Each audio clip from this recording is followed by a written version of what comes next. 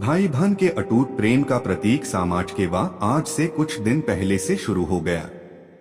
सामा चकेवा पर्व का संबंध पर्यावरण से भी माना जाता है।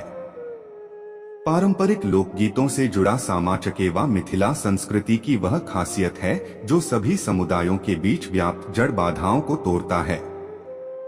8 दिनों तक यह उत्सव मनाया जाता है और 9वें दिन बहनें अपने भाइयों को धान की नई फसल का चूड़ा एवं दही खिलाकर सामा चकेवा की मूर्तियों को तालाब में विसर्जित कर देते हैं।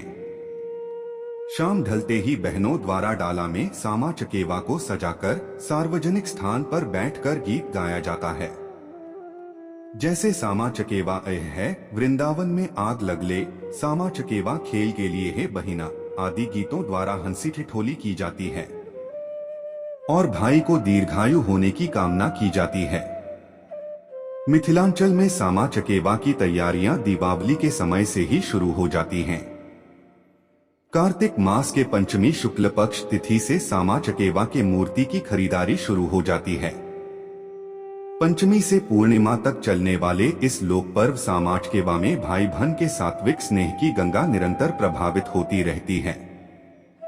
पर्व के दौरान बहन अपने भाई के दीर्घ जीवन एवं संपन्नता की मंगल कामना करती है।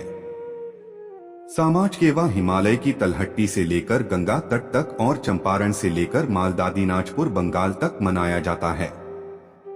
दिनाजपुर मालदह में बंगला भाषी होने के बाद भी वहां की महिलाएं एवं युवतियां सामा चकेवा पर मैथिली गीत ही गाती हैं, जबकि चंपारण में भोजपुरी मैथिली मिश्रित सामा चकेवा के गीत गाए जाते हैं।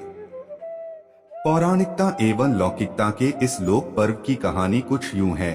भगवान कृष्ण की पुत्री श्यामा और पुत्र शांब के बीच अपार स्नेह था।